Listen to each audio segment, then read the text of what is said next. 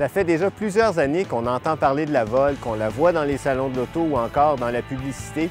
Mais depuis l'automne 2011, on l'aperçoit aussi sur la route parce que GM la commercialise dans un nombre croissant de ses concessionnaires au pays. Le constructeur aime bien la présenter comme une voiture électrique à autonomie prolongée, mais on peut aussi la considérer comme une hybride rechargeable.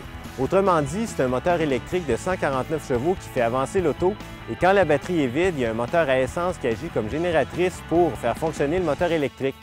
L'autonomie maximale en mode électrique est d'environ 65 km et la participation du moteur à essence ajoute jusqu'à 500 km au total. La Volt à moins cher se détaille environ 43 000 $, mais un modèle tout équipé comme celui-ci frôle les 50 000 $. Pour l'année modèle 2012, le gouvernement du Québec offre un rabais de 7 769 $ sur le prix total qui comprend les taxes.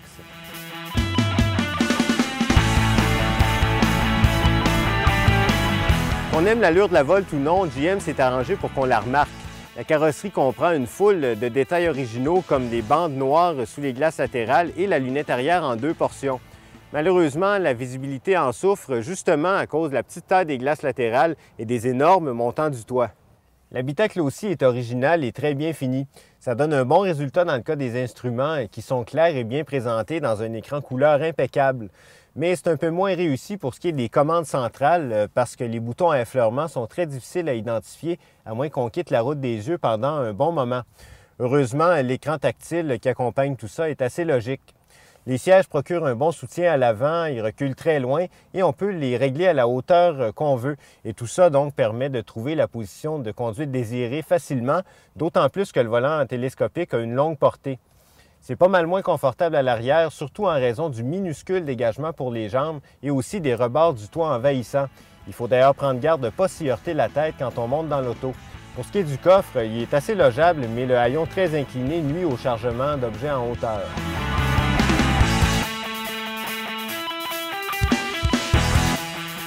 Avec un moteur électrique, toute la puissance est là dès qu'on touche la pédale.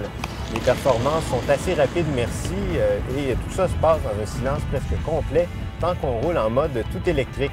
Notre essai réalisé durant l'été nous a permis de parcourir les 64 km annoncés sans que le moteur à essence parte une seule fois, même avec le climatiseur en fonction. Après, il a rempli son rôle de génératrice assez discrètement, sauf en pleine accélération parce qu'il doit évidemment alors tourner plus vite pour fournir l'énergie requise par le moteur électrique. Toute cette danse-là se passe sans à-coups et ça donne une consommation d'essence de seulement 3,3 litres au 100 km pour notre parcours de 110 km. À ça, on ajoute 1 $ d'électricité. C'est un peu plus cher que pour une voiture tout électrique, mais l'avantage, c'est que tant qu'il y a de l'essence dans le réservoir, on ne risque pas de tomber en panne. D'ailleurs, la Volt est à sa place sur l'autoroute grâce à son excellente stabilité et à son bon silence de roulement. C'est vrai que la suspension, elle, est parfois un peu bruyante, mais elle absorbe quand même bien tous les types de chaos. D'ailleurs, c'est étonnant, mais le poids élevé de l'auto se fait très peu sentir en virage. La tenue de route est rassurante et la caisse ne penche à peu près pas. La direction est un peu engourdie, mais elle est quand même assez précise. En fait, le seul véritable défaut du comportement routier, c'est le freinage qui est faible en début de course et qui devient ensuite trop mordant. Et ça devient donc difficile de réaliser des arrêts en douceur. À la base, la Volt est un concept brillant qui combine les faibles coûts d'opération d'une voiture électrique au quotidien avec l'autonomie encore inégalée d'un bon vieux moteur à essence.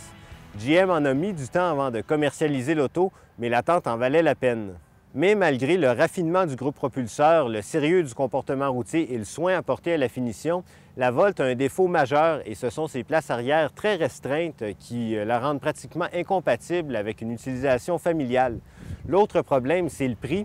Il faut en économiser beaucoup du carburant pour couvrir l'écart de plus de 20 000 $ qui sépare une Chevrolet Cruze tout équipée de notre modèle d'essai.